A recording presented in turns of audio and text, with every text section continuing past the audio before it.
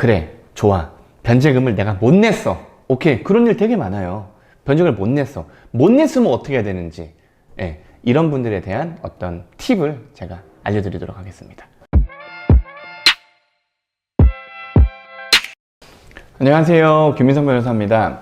오늘 드릴 말씀은 여러분이 되게 궁금해 하시는 거, 세부적인 내용이에요. 일단 회생 신청을 할 때 제일 중요한 게 뭐예요? 내가 얼마 만에 기간 동안 갚을 것이냐, 요거잖아요. 변제금이 얼마인지, 총 얼마를 갚아야 되는지, 원금과 이자, 내 빚이 얼마나 깎이는지, 이게 솔직히 회생 신청자들이 제일 궁금해하는 거잖아요. 그래서 이 변제금이 어떻게 계산되는지에 대해서는 제가 동영상을 수차례 올려놨어요. 그래도 솔직히 변수들이 되게 많기 때문에 정말 자세한 것들은 저희가 서류를 보고 꼼꼼하게 판단을 한번 해봐야 돼요. 오늘 말씀드릴 건 변제금을 산정하는 기준이 뭐냐, 이게 아니라 변제금을 언제부터 내야 되는지, 그리고 만약에 못 냈다면 어떻게 해야 되는지, 어찌 보면은 회생 신청 전이 아니라 회생 신청 이후에 여러분들이 궁금해하는 것들에 대해서 좀 자세하게 살펴볼 거예요. 두 가지 테마로 찍을 건데, 하나는 언제부터 내야 되는지, 두 번째는 못 내면 어떻게 되는지, 이거예요. 아시겠죠? 첫 번째, 언제부터 내야 되는지에 대해서 알려드릴게요. 개인회생 개시 신청서를 넣을 때 첫 변제일을 언제로 잡을지 신청서상에 적어놔요. 근데 전국 공통으로 사실 늦게 내면 늦게 낼수록 채무자한테 유리하기 때문에 빨리 변제를 시작해서 빨리 끝내는 것도 좋지만, 채무자들 입장에선 최대한 많은 돈을 모아놓는 것들이 중요하잖아요. 왜? 지금까지 빚을 갚는다고 엄청나게 고생을 해왔을 거기 때문에 월급 들어오면은 다 이자 갚고 원금 갚고, 나는 돈도 못 쓰고 또 빚 갚을 돈이 없으니까 또 대출 받고 뱅글뱅글 돌려막다가 엄청 힘들게 살아왔을 건데, 개인회생 신청을 하고 변제를 하지 않아도 되는 기간이 길면 채무자한테 불리할 건 없잖아요. 그래서 채무자회생법 상에 90일 이내로 첫 변제를 잡으라고 해요. 그러면 보통 어떻게 하느냐, 90일로 잡는 거죠. 왜? 최대한 뒤로 끌 거니까. 그래야지 3개월 동안은 내가 변제를 하나도 안 한 급여가 내 통장에 온전히 다 찍힐 거기 때문에. 그러면 그 돈 가지고 뭐 앞으로 필요한 것도 좀 사도 되고, 아니면은 뭐 변호사 수임료를 내도 되고, 뭐 필요한데 좀 쓸 수가 있잖아요. 내 월급을 오랜만에 내가 만져볼 수 있는 거잖아. 그래서 일단 원칙은 3달 뒤부터 첫 변제금을 낸다. 요거를 기억하고 계세요. 여기서 문제가 생기는 게 뭐냐면, 요거는 회생 절차 좀 이해하셔야 돼요. 회생은 신청, 개시, 채권자 집행, 인가의 절차를 따른단 말이에요. 그러면 신청을 하고 여러 가지 보정을 해. 그 다음에 이 보정이 끝날 시에, 그러니까 법원이 내가 네 상황은 충분히 알겠고 채무자 네가 낸 여러 가지 자료를 통해서 너의 회생은 이제 시작해도 될 것 같아 라는 게 개시 결정이에요. 그러면 보세요. 보정이 적은 경우는, 예를 들어 급여 소득자에, 그러면은 급여에 대한 어떤 보정이 나올 게 없잖아요. 월급 명세서만 내면 되니까. 재산도 얼마 없고 돈 따로 딱히 쓴 것도 없고 그냥 생활비 돌려막기 했고, 이런 경우는 특히 서울 같은 경우는 2개월, 3개월 만에도 개시 결정이 난단 말이야. 근데 대부분의 법원에서 3개월 이내로 개시 결정이 안 나요. 이 말씀을 왜 드리냐면, 우리가 변제금을 낼 때 어디에 내냐면, 법원이 각 채무자에게 부여해준 채무자의 고유의 가상계좌가 있어요. 가상계좌. 우리 뭐 세금 같은 거 낼 때도 국세청이나 무슨 세무서에서 가상계좌를 주잖아요. 그 가상계좌가 어디에 적혀 있냐면 개시결정 통지문에 적혀 있는 거야. 개시결정 통지문을 보면 뭐 채무자 김민성은 앞으로 뭐 개시신청서상에 적어놓은 매달 1일을 변제일로 해서 신한은행 562-0000-0001 번호로 돈을 넣으세요 라고 얘기를 한단 말이에요. 그 가상 계좌 번호가 개시 통지문에 적혀 있는데 개시가 3개월 안에 안 나고 뭐 한 6개월 뒤에 났다. 그럼 보세요. 아까 첫 변제를 3개월 뒤에 한다 그랬잖아요. 근데 변제할 가상 계좌가 6개월 뒤에 나오는 거야.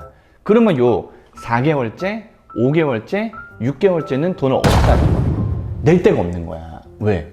가상계좌가 나와야지 거기 돈을 넣는데 낼 데가 없으니까 어떻게 해야 되느냐. 그러니까 모아놓으라 그러는 거예요. 그 대리인 사무실에서. 왜? 돈을 계속 모아놔. 일단 내가 예상하는 변제 계획안 상에 있는 월 변제금 액수를 좀 모아놔. 그 다음에 이 개시결정문이 나면 개시결정문 안에 있는 그 계좌번호로 내가 3개월 동안 적립된 돈을 보내야 돼.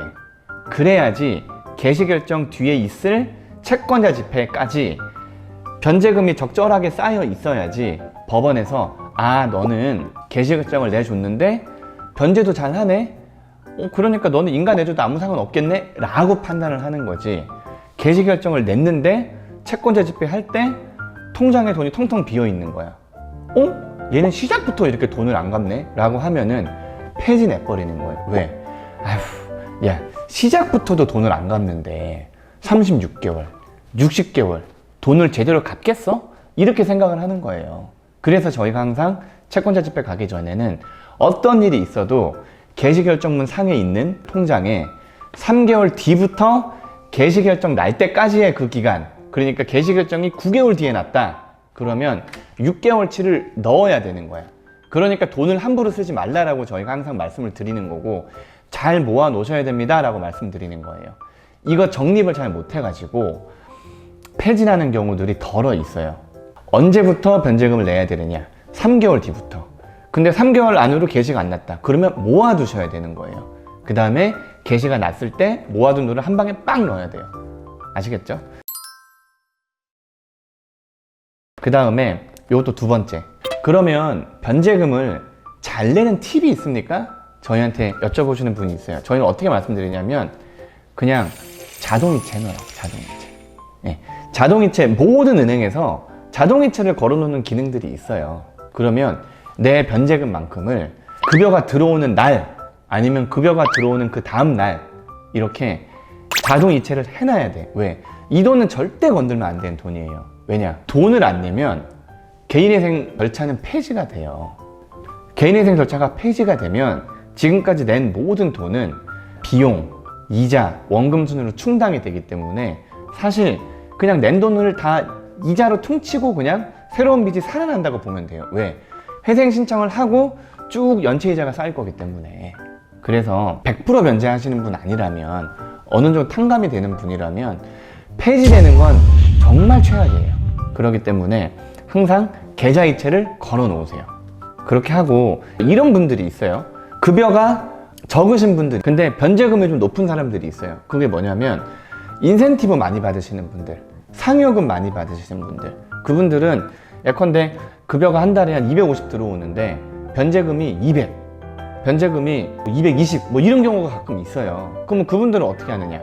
그분들은 상여가 들어오는 달은 상여금을 변제 통장에 다 넣어버리세요. 어떤 말씀인지 아시죠? 변제금이 채권자들한테 나눠지는 프로세스를 제가 알려드리면 채무자의 변제 통장이 있어요. 그 통장에 법원에서 매달 변제금만큼을 채권자한테 뿌려주는 거야. 이렇게. 예. 그럼 보세요. 내가 월 변제금이 50만 원이야. 1000만 원이 갑자기 생긴 거예요. 그러면 1000만 원을 넣어버려. 거기에. 그러면 20개월 동안은 내가 10원도 안 내도 자동으로 변제가 되는 거예요.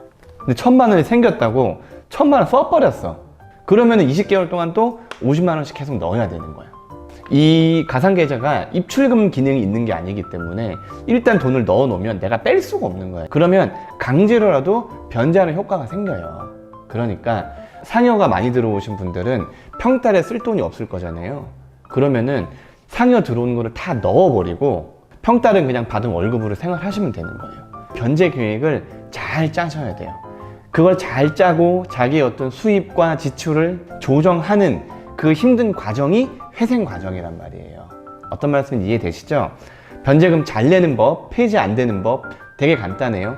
생기는 족족 변제금 통장에다가 다 넣으세요. 내 월급이 들어오자마자 변제금 상당을 당연히 자동이체 시켜놓고 그 다음에 생기는 족족 다 변제금 통장에 넣어 놓으면 언젠가는 내가 그 변제 종료 기일까지 안 내도 충분히 변제가 될 정도의 돈이 쌓인다면 그때부터는 사실상 회생이 끝났다고 봐도 무방한 거예요. 그리고 만약에 그런 사정이 왔을 때는 일시변제 신청을 해도 가능할 것 같아요. 그런 일이 근데 솔직히 잘 없어요. 변제금 잘 내는 법은 미리 감치, 변제금 통장에 내가 목돈이 있으면 다 넣어 놓으세요. 다. 그러면은 폐진하는 일이 절대 없어요. 구독과 좋아요 눌러주세요. 두 번째 영상에선 그래, 좋아, 변제금을 내가 못 냈어.